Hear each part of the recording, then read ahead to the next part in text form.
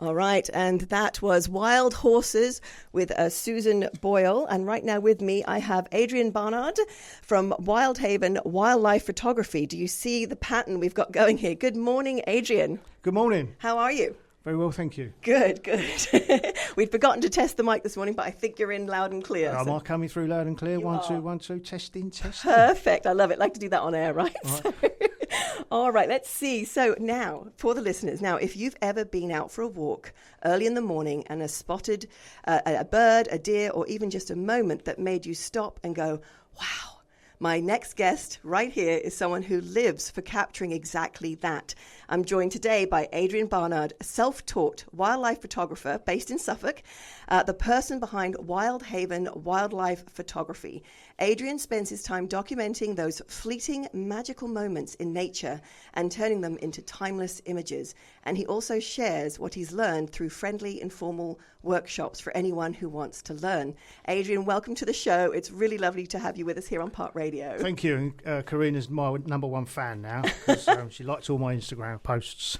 Oh my gosh, I've been through them all. Well, not all of them. I don't think I've got to the bottom yet, but they just are encapsulating, if that's the word. They bring you in and you just try to look for something of an issue. Thank There's you. nothing. They're beautiful. Well, Absolutely if you scroll down to the bottom, you actually see I'm a bit of an artist as well. I started off in art, and photography wasn't really my thing. I got into photography because I wanted free motorsport. Right. So I've cut my teeth photographing racing cars and racing lawnmowers. Racing lawnmowers. They do a racing world, a lawnmower world championship, which I used to photograph as well. How did that even? So from cars to lawnmowers, or was lawnmowers first? Well, sort of once I got the accreditation, I wanted to publish. I wanted pictures to be published because therefore the more pictures you get published, you get accreditation. So if no one else is going to lawnmower racing or hovercraft racing, I'd put my name down for that one, get a media pass and sell the pictures to hovercraft magazines. Sometimes in the early days, I used to give them away just to get published. That's amazing. I never knew how photographers get into photography, especially paid, right? That's the challenge. Say paid's another thing. Yeah. Oh, well, so I'm going to go right in here with some questions. So for listeners meeting you for the first time, you've gone a bit into this. How did a self-taught photographer end up lying in bushes waiting for wildlife? So what's that transition from lawnmowers to wildlife? I used to do a bit of racing, and I had a friend who stood in for me, had an accident, and when it was a fatal accident, I said, I've got a young child who was saying, Daddy, you can't go. And then we made the transition to move from London up to the wilds of Suffolk. And my ex-wife said, well, what are you going to do? You've given up motorsport. You're not racing anymore. You've given up motorsport photography. What are you going to do? What's next? Right. And I said, well, I'm going to move to the countryside, take up lawn bowls for my adrenaline kick, and flippantly said, I'm going to take up wildlife photography. And back then, I didn't have a clue what I was getting into. Photographing motorcycles going at 150 miles an hour. They're there every corner. I was trying to catch the crashes. But when I moved up here and I thought, what, I've seen an owl. I want to go photograph this owl. And it was so difficult. It's harder trying to photograph an owl flying around in low light. And they were out of focus. I had an old manual lens back then. And I thought, what, I'm going to catch this. I'm going to learn about its habitat, where it goes, where it lands, where it flies to. And that's where it all started, really. Wow. So before that, never really an interest in wildlife. Well, you were in London. It was garden birds. And I saw more foxes in London than I do here, actually. They used to bask on top of my garage. And I think back then I wish I'd got a camera out and photographed them. Because I never see a fox now. I got one the other day and it was really, really dark. But with the magic of technology, you managed to squeak a picture out. But it's not, yes. I'm in awe at some of the photography I see on Instagram and Facebook. I'm thinking, wow, this is on another level. So I'm still learning, you know. Oh my gosh! Well, your photos don't look like you're learning, but I love how you do it, because you sort of, in a humble way, you sort of also show, hey, I've taken 100 photos to show you just 5. You know, so you pick the best out of that. So it makes you look. I mean, obviously for somebody coming right in, going, wow, you know. But there is a lot of learning to that, isn't there? You know, the other thing is, don't throw your pictures away. You know, I've gone back. You know, occasionally I'll do a backup onto a hard drive. And I think, oh, that's actually quite a good picture. You know, let's go back and see what we can do with the edit. Editing's a big process. Some of the purists will say, well, you should take a JPEG and just, you know, post it, because it's if you manipulate it in any way, then it's not real. But these people don't understand the technology behind developing film. I mean, back in the old days when I had a darkroom, you know, all these terms that they use in Photoshop now, we used to do back in the darkroom. Right. So when I was doing my own prints, like dodging and burning, some of you would know those words. You know, this is what we do to bring our wildlife out. And I think my art as well, my art background, just makes me want to show a better picture. And if people want to call it cheating, it's up to them. But there's thousands and thousands of photographers out there that enhance pictures, you know, sharpening them, you know, for the enjoyment. For the enjoyment of viewing, you know. Right. Because if they are really blurry or something, you're just going to go, well, you know, scroll past. A blurry picture you can't do anything with. A picture taken in low light where it is grainy, you know, there's this technology out there now which will enhance it with AI. I don't use it. But, you know, if you're getting a picture out of it, well done. Keep going, you know. Right. Yeah. I'm going to go to your website. Your website talks about fleeting moments. Can you tell us about one moment you almost missed, but you didn't? That was 2 peregrines coming across a field. I'd been out. I thought I'm going to go out mid to late afternoon, try and find this barn owl which keeps quartering our back field. No barn owl. Walked up to the church, try and get some hares. No hares, or the hares that were there were way off in the distance. And I thought, well, I'll walk back, go home, have some dinner, crack open a beer. And as I'm walking back down the field, I saw these 2 birds come in. And they came in like jet fighters. And I thought, what is that? You know, grabbed the camera. And the first photograph I took was the first peregrine, which I realised then it was a peregrine, striking a red-legged partridge, sort of about 4 foot in the air. So I just got the first photo, was just an explosion of feathers. Gosh. And so were you already out there? I don't want to ruin the moment here. You were already out there. I was already out there. Camera was ready. The camera, I was just actually going to stop and go to have a wild wee. But Right. I saw these birds coming. I'm thinking, wow. And the female's flown up and followed the male. The male's come right round over my head. So I'm like cracking away, crack, like a machine gun. Right. Trying to get these pictures. And I thought, wow, you know, wait till you get back, because you can't always tell when you're looking at the camera what you've got.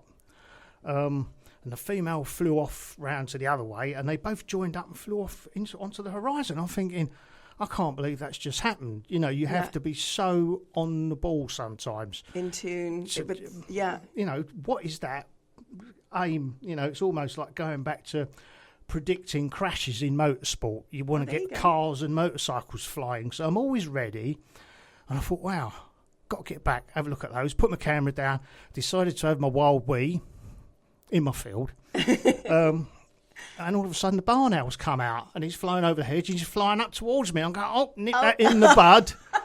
Right, so be prepared for anything, I'd say. Be prepared for anything, yeah. You're in tune. Well, you're already out there in the field. That was so talking of that then, what's the coldest, since we've got lovely weather right now, what's the coldest, wettest and most uncomfortable, other than this out in the field in nature here, that you've ever been for a shot? Most uncomfortable? I hate it, but I think the thing that always comes to mind is, you know, you have to be in the moment and pretend that you're just, you know, you're in camo.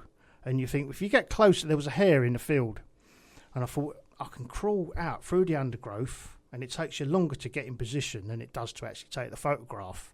You know, if you stand upright and walk like a human, these animals are gone. Boom. Yeah. You know, so I'm in camo, and I'm crawling across this field. It's the summertime, and I'm thinking, This stinging nettle's in the grass here, and I'm getting stung, and I'm thinking, I want the picture. I've got this beautiful hair. It's the prettiest hair I've ever seen in my life. Gosh, you've got some great photos on your... Thank you. Yeah. So I've got the picture, and I'm thinking, I've got to do what I usually do, which is to leave sympathetically. I never once I've got the shot, I don't stand up and walk away, because that animal is then going to think, well, next time he sees some moving bush that's coming across the field, he's going to know. Yeah. Oh, last time I sat here, that bush turned into a man and it walked off. So I'm crawling back now, and I'm getting stung on my elbows. I can feel it coming through my trousers, on my knees. Oh my gosh. And I got back and I sat there thinking, I can't believe I got that close to that hair. And I'm sitting there thinking, wait for the next thing, and this hair suddenly got up and started walking towards me. Literally walked past me. I could have put my hand out and touched it. It was that close. And I'm thinking, why have I just gone out there and got the picture when I could have stood here and got the picture or sat here? So, stinging nettles in grass. Not comfortable. No, that's not comfortable. Oh my God! Yeah, trying to catch a shot, obviously with my phone is ridiculous. You see all the hares out in the fields, and to capture what you've caught, I mean, just the eyes, everything. Yeah. You're right on. Like, their personalities caught in those photos. Oh yeah, that's the thing I'm trying to capture. Is not just a deer or an owl or a hare, or a bird. I want to try and catch the bird in its environment, because these are chilled out animals, and it's wearing camo gets you closer to them. You can get photography walking around, just as Joe blogs. Oh, there's an owl, crack, crack, crack, crack. Oh, there's a hare, crack, crack, crack. But to be close to them and get into their environment, you have to treat their environment with respect. That's true, and I never thought about that, and I should have. But yes, I've seen that picture of you with the camo on. So when did you discover that you needed to get camo, or did you go in straight away? It's only when I say self-taught. I look at YouTube videos as well and thinking, well, okay, maybe I need to get this camo stuff. So I'm greens. I've got camo for long grass. I've got nets. I've got all sorts of stuff. Right. So if I'm in long grass and I'm there for a couple of hours, I'll wear straw-coloured camo. Right. If I'm in woodland photographing deer from the woods, I'll wear woody, what they call real tree. Mm-hmm. Or, stuff I look like you've seen the pictures. Yeah. I look like what did you call yourself? A psycho stalker. Yeah. Yes. It would be a bit scary for a human to see you, let's say. Well, there was a young girl, and I was out in the woods photographing these hare in the field, and I could see this hare run away. I'm thinking, someone's coming along. So it's on a public footpath. Oh my gosh. I think someone's coming along, and then the dog ran past, and I thought, oh no, there's someone coming. Oh no. Do I just sit here and see whether the camo works, or shall I just come out of the bushes and then and it was a young girl, I think she's coming back to seeing her mum, and she's walking back to the footpath with the dog. Dog's gone past, and I thought, shit, something like that, sorry. Beep. Beep.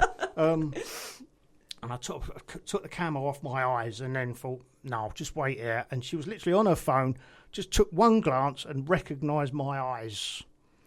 And she literally just screamed. And I said, sorry. I'm just trying to get hares in the field there, but you need the camo. And it just shows how good animals are at recognising human faces, Right. Especially humans as well, and deer and hare, You can go in camo, but as soon as you've got those eyes, we're predators. They notice that. Okay. And, they've for years and years and years they've been persecuted by humans, shot, chased, you name it. Yeah. We're in their environment. We have to respect it, and in camo. That's a great tip. Yeah, it's like I say, and we were talking earlier about don't leap out on young ladies walking past in camo. I wonder if you should have a sign or something, because at least the animals can't read the sign, right? That's, photographer at work. That's a good tip, actually. Yeah, that's a good one. Yeah. So, let's have a look here. So, being self-taught, what was the hardest lesson that you've learned along the way? Anticipating patience. You see a barn owl across the field and you're going bang, bang, bang, bang, bang, clicking it. Nowadays you've got silent shutters, but your movement is enough. I just learnt patience. Sometimes you go out and you're not going to get the shot. You just go out with a tin of non-alcoholic beer and just crack one open and put that down and wait for the wildlife to come. It's like fishing without a lake. Right. So you need a lot of patience.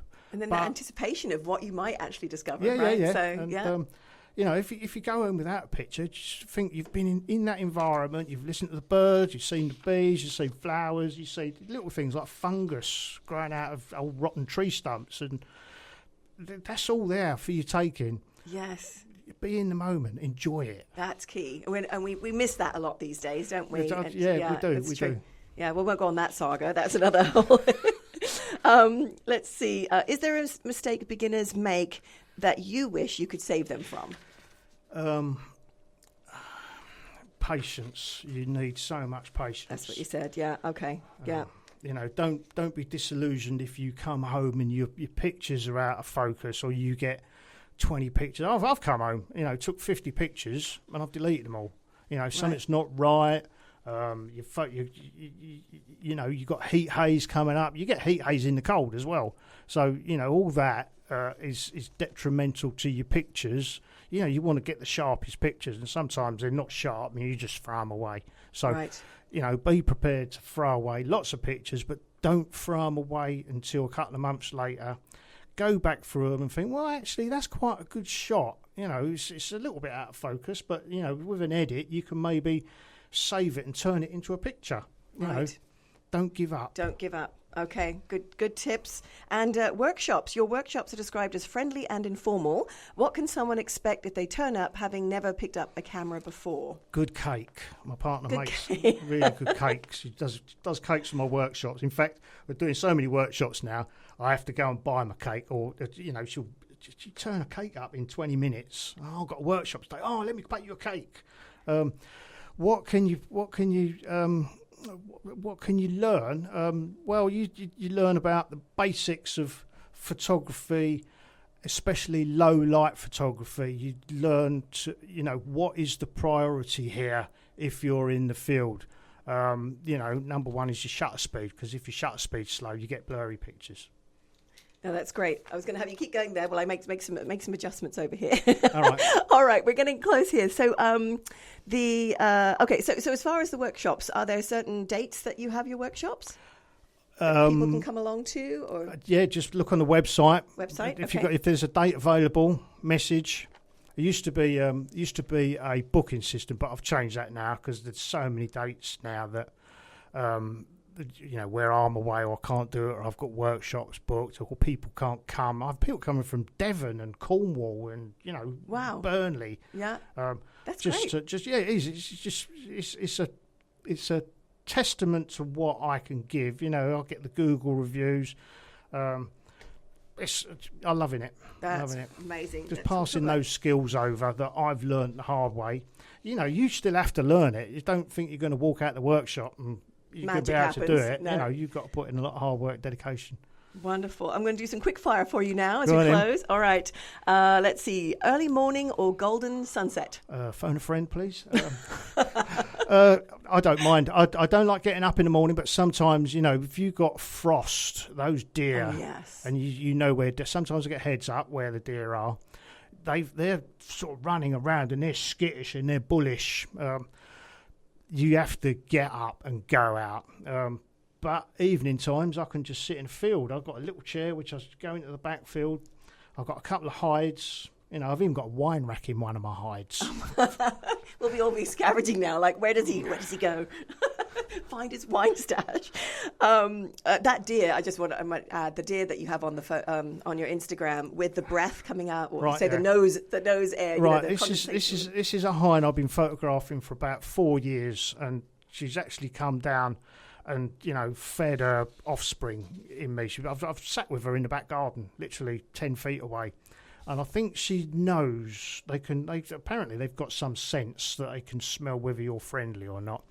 And she literally walked over away from the herd, looked at me, and from the first photo I took to the last photo I took, it was like 3.5 minutes. And she just occasionally looked back at the herd to make sure the herd was still there. And, it's those moments where you can be at one with nature is what I try and put across, even if you don't get the picture, it's been so dark. I've had deer in the back field, and I've literally gone back down to the house, taken some photographs, gone back, got beer, and walked up slowly, sat on the ground, and then slowly shimmied across and just sat there until it got so dark I couldn't see the deer anymore. Amazing. You know, it's obviously I'm lucky that I live in the middle of nowhere. So that's it. You don't have to travel too far to get. No, I haven't got to travel too far. But you know, if you want to photograph deer, go to Helmingham. It's a good place to practice, learn about deer, because they communicate. They look at each other and they look over there, and all of a sudden there's something over there, and they move. If you've got a big herd, they move like starlings murmurate. Right. You know, they're like a moving symphony of meat running around. Hold that thought. I'm going to go to a commercial break here for a second, and then we'll get right back and close up. Hold on one sec. All right, we're back here with Adrian Barnard. Thank you, Adrian, for coming on the show today. We'll have a quick shoot fire, and then a wrap up. And lovely. Again, I could talk for hours for you, but we're obviously running over program. But it's so great to have you on. All right, so we've done the early morning. One species you'll never get bored of? Barn owls. Barn owls. Tripod or handheld? Handheld most of the time. Okay, and tea or coffee after a shoot? Beer. I know we did practice that one, didn't we? Adrian, it's been such a pleasure talking to you, and I love how your work reminds us to slow down and really notice what's going on around us. If listeners want to see your photography or find out more about your workshops, they can look up Wildhaven Wildlife Photography and follow Adrian's journey through Suffolk's wildlife. Thank you so much for joining us on Park Radio today and for sharing not just your photos, but your passion for the natural world. Thank you for having me. Thank you. You take care. See you again soon. Cheers now. Bye-bye.